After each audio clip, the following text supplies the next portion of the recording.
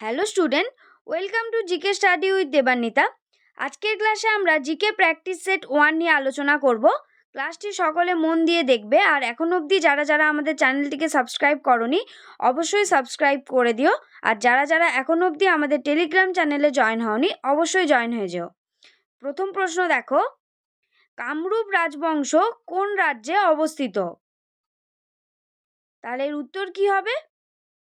উত্তর হবে কামরূপ রাজবংশ অবস্থিত আসামে।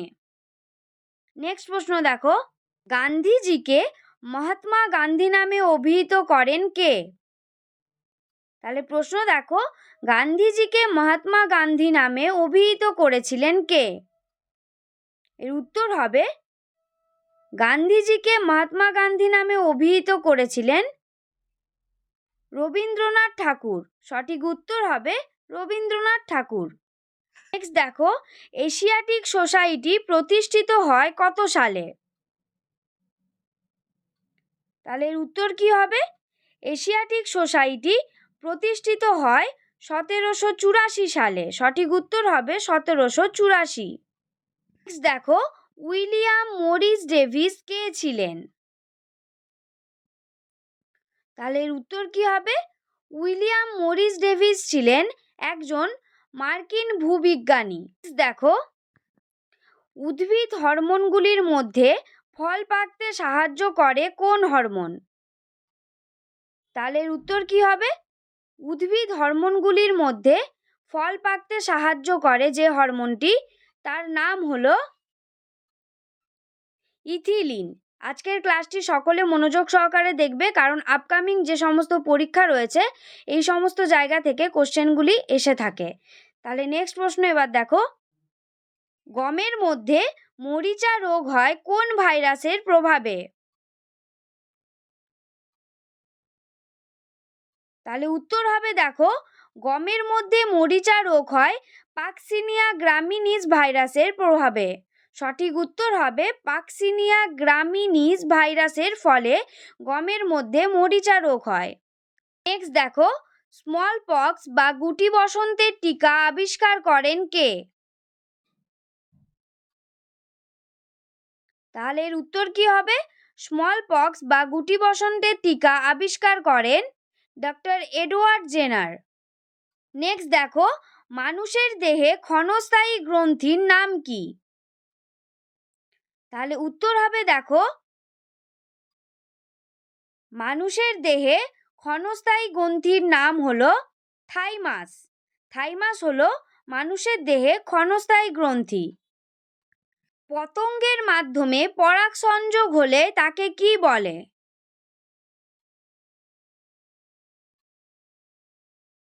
তাহলে এর উত্তর হবে, পতঙ্গের মাধ্যমে পরাগ সংযোগ হলে তাকে বলা হয় এন্টোমেফিলি।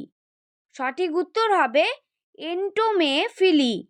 পতঙ্গের মাধ্যমে পরাগ সংযোগকে বলা হয় এন্টোমেফিলি। নেক্সট প্রশ্ন দেখো, সেন্ট্রোজোমের সেন্ট্রিওল দুটিকে একসঙ্গে কি বলে? তাহলে এর উত্তর কি হবে? সেন্ট্রোজোমের সেন্ট্রিওল দুটিকে একসঙ্গে বলা হয় ডিপ্লোজোম। ডিপ্লোজোম হবে এর সঠিক উত্তর। পরের প্রশ্ন দেখো, মাছের শুক্রাণুর নিউক্লিয়াসে কোন প্রোটিন থাকে? তাহলে উত্তর হবে, মাছের শুক্রাণুর নিউক্লিয়াসে প্রোটামিন প্রোটিন থাকে। সঠিক উত্তর হবে প্রোটামিন প্রোটিন। পরের প্রশ্ন দেখো, হেনরি এলিয়ট সুলতানি যুগের আকবর বলেছেন কাকে?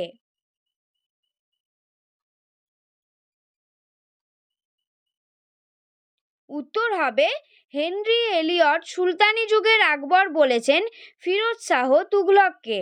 নেক্সট দেখো, বঙ্গদেশে কৌলিন্য প্রথা প্রবর্তন করেছিলেন কে?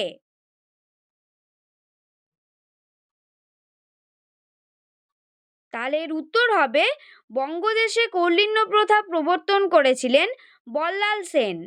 নেক্সট দেখো, পল্লব বংশের শেষ রাজা কে ছিলেন? তাহলে উত্তর হবে, পল্লব বংশের শেষ রাজা ছিলেন অপরাজিত বর্মন। অপরাজিত বর্মন ছিলেন পল্লব বংশের শেষ রাজা। গান্ধী অডারউইন চুক্তি স্বাক্ষরিত হয় কবে? তাহলে এর উত্তর কি হবে? গান্ধী অডারউইন চুক্তি স্বাক্ষরিত হয় 5ই মার্চ 1931 খ্রিস্টাব্দে। 5ই মার্চ 1931 খ্রিস্টাব্দে গান্ধী অডারউইন চুক্তি স্বাক্ষরিত হয়। নেক্সট প্রশ্ন দেখো, প্রথম কেঁচোকে কৃষকের বন্ধু বলেন কে? তাহলে এর উত্তর কি হবে? প্রথম কেঁচোকে কৃষকের বন্ধু বলেন ডারউইন। পরের প্রশ্ন দেখো, লাইসোজেম এক প্রকারের কি? তাহলে এর উত্তর হবে লাইসোজেম হলো এক প্রকারের উৎসেচক। নেক্সট দেখো, আরশোলার হৃৎপিণ্ডের প্রকোষ্ঠের সংখ্যা কটি? তাহলে এর উত্তর কি হবে? আরশোলার হৃৎপিণ্ডের প্রকোষ্ঠের সংখ্যা হলো 13টি। পরের প্রশ্ন দেখো, শেরশাহের বাল্য নাম কি ছিল? তাহলে এর উত্তর হবে শেরশাহের বাল্যকালের নাম ছিল ফরিদ খাঁ। আজকের ক্লাসের শেষ প্রশ্ন দেখো, খানুয়ার যুদ্ধ সংঘটিত হয় কবে? তাহলে এর উত্তর কি হবে? খানুয়ার যুদ্ধ সংঘটিত হয়েছিল 1527 সালে। সঠিক উত্তর হবে 1527 সালে খানুয়ার যুদ্ধ সংঘটিত হয়েছিল।